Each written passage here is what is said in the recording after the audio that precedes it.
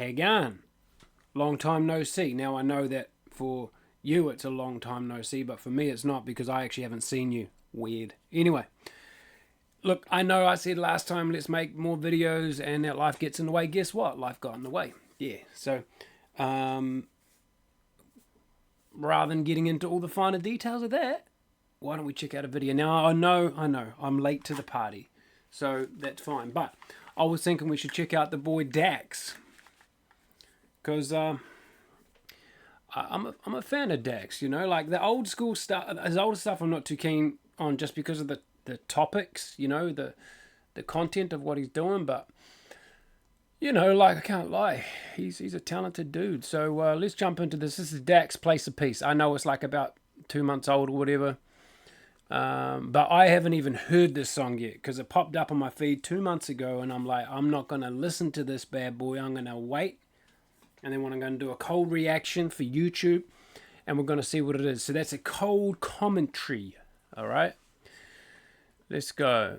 Dax, Place of Peace.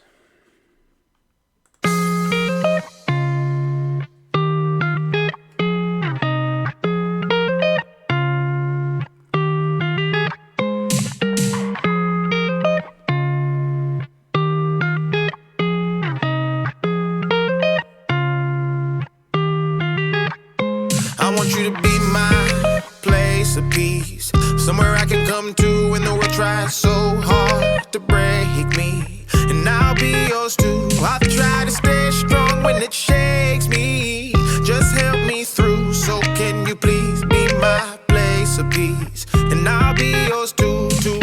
You know what the Bible says, that if any man finds a wife, he finds a good thing. And now if you've got a true God-fearing wife, you know what this place of peace is like. Seriously, like,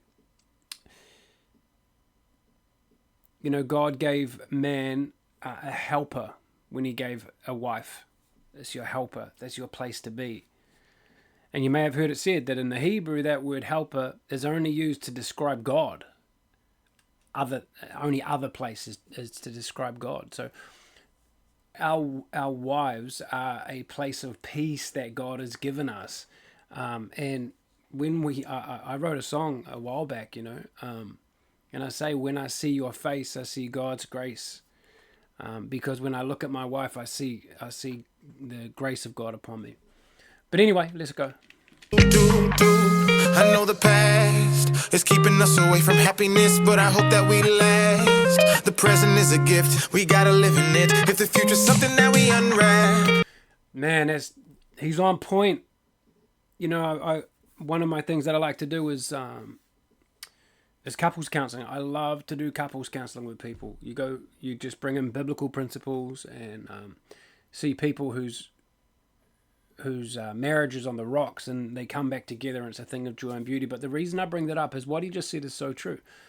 Most of the problems that people have in their relationships, most of the problems that men and women struggle with, is the past. They bring in junk. They bring in baggage, right? We've all heard of that, baggage.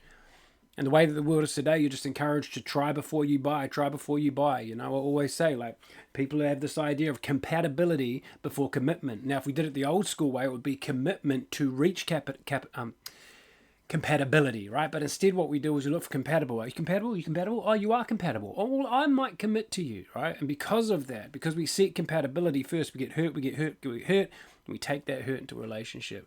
And that's what brother's talking about here. It's like the past makes us stop moving forward, right? But we've got to like live in the present. That's what he's getting at, right? I know the past is keeping us away from happiness, but I hope that we last. The present is a gift, Yep. We gotta live in it. If the future's something that we unwrap, don't got time to play with our hearts. We don't wanna have to restart, so we're gonna have to fix the things that cause a rift and pull and tear us apart. Your smile is healing, your words are piercing. They have the strength to open my scars. So when you choose your words, I hope you know their worth and the damage that they can cause. Man, look at those visuals, man. Now, I don't know what he's getting at, because I'm only guessing, but what it seems like is this thing, because what he's talking about, when you try and reach out and touch your loved one, but you damage yourself, you end up damaging them, and you stain them with that damage that you've got. right? And then they reach back and then they put that on you back. And it's just like this cycle of venom and poison from the past that keeps on getting recycled. And you try and reach out to love one another and you end up smearing it all over each other. That may be what he's saying, I don't know, but for me, that's what this means. I don't mean no harm, girl, I make mistakes. Just have patience with me, stay calm. And come here and let me kiss and grab onto your hips and make you feel safe. I want you to be my place of peace. Somewhere I can come to when the world tries so hard to break me. And I'll be yours too. I'll try to stay strong when it shakes me. Just help me through, so can you please be my place of peace? And I'll be yours too. Even when my head is spinning, even when I'm down and out and it's the last inning, even when my life is crumbling and I feel sad and it's cause this world is beating me up and giving me an ass kicking, when my anxiety is soaring and rising high, when I'm overthinking and going out of my mind, when I gotta work cause I'm struggling to provide, will you ride or die, stay down with me by my side, I'll do my part, love you, work hard, be what you need and want, girl, and I wanna be the spark that lights up your heart, ignite your body, soul, and your mind. I don't need a lot, just have patience, faith, make space, embrace and let time heal our brokenness so we can grow and make each other feel safe. I want you. See, I don't know how Dax does this. Like, I don't know if he's like a super intellectual that understands people very well, or if it's his raw honesty and ability to look inwardly to explain some really deep, serious, real and true matters. What he just said there is one of the things that I always touch on in couples counseling. Listen to what he says. Your mind, I don't need a lot, just have patience, faith, make space, embrace and let time. Have faith. Let's take space and let time, right? Time, because time, that old expression, time heals everything. Time is so important, right? But listen to what he says. Heal our brokenness so we can grow and make each other feel safe.